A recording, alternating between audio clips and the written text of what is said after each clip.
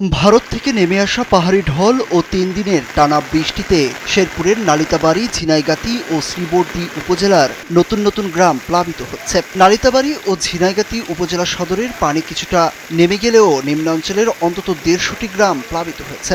এতে ক্ষতিগ্রস্ত হয়েছে আমন ধান, মাছের ঘের ও সবজির ক্ষেত। পানিবন্দী কয়েক হাজার পরিবার।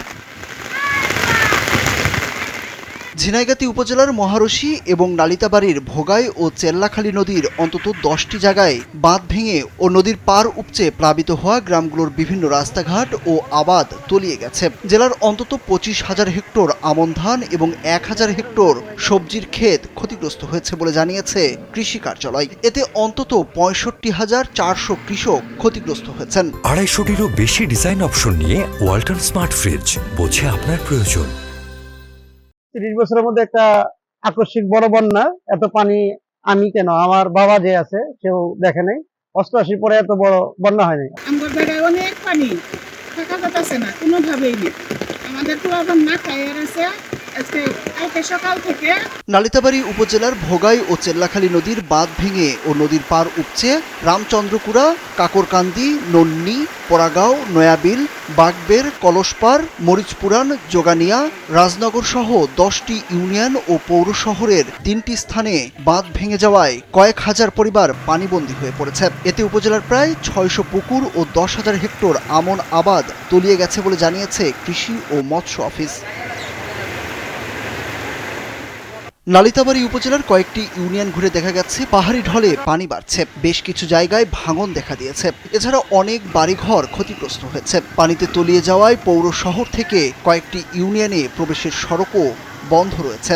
যে সিচুয়েশন, খুবই খারাপ সিচুয়েশন। আরেকবার বন্যা হয়েছিল ১৯৮৩ সালে, এইবার খুবই খারাপ অবস্থা। আমার বাড়িতে এক বুক পানি, আমি বাড়ি ঘর থাকার পাই না। পোলা পান নিয়ে আমি আরেক বাড়িতে আসি খাড়াই আছি, খাওয়া খাদ্য নাই। গারো পাহাড়ের কাছাকাছি ইউনিয়ন পরাগাঁয়ের অবস্থাও ভয়াবহ। সেখানকার বিভিন্ন সড়ক পাহাড়ি ঢলের কারণে ভেঙে গেছে। ধারণা করা হচ্ছে উপজেলার সবচেয়ে বেশি ক্ষতিগ্রস্ত হয়েছে এই ইউনিয়নটি। পরাগাঁয়ের বাতকুচি গ্রামে ঢলের পানিতে ভেঙে গেছে অনেক কাঁচা সড়ক ও বাড়িঘর। নয়াবিল ইউনিয়নের অবস্থাও প্রায় একই। এখন পর্যন্ত প্লাবিত হয়েছে ইউনিয়নের ১৮টি গ্রাম। এই পানির জন্য আমরা খুবই খারাপ অবস্থা।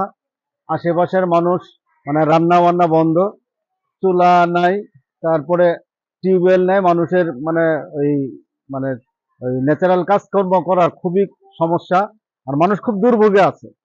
পানি উঠছে, আলাদা বাড়ি নাই, খাওয়া দাওয়া নাই, মানুষ গর্ভবতী খাবে ঘরে। এদিকে জেলার সব সরকারি শিক্ষা প্রতিষ্ঠানকে আশ্রয় কেন্দ্র হিসেবে ঘোষণা করেছে প্রশাসন। শুক্রবার বিকেল থেকে বন্যা কবলিত বেশ কিছু এলাকায় জেলা প্রশাসনের পক্ষ থেকে ত্রাণ বিতরণ করা হয়েছে। নালিতাবাড়ী ও ঝিনাইগাতী উপজেলা প্রশাসনের সহযোগিতায় রাতভর পানিবন্দী মানুষদের উদ্ধারে চেষ্টা করেছেন স্বেচ্ছাসেবীরা। পরে সেনাবাহিনীর সদস্যরাও উদ্ধার কাজ পরিচালনা করেন। সুরুজ আহমেদ, কালবেলা।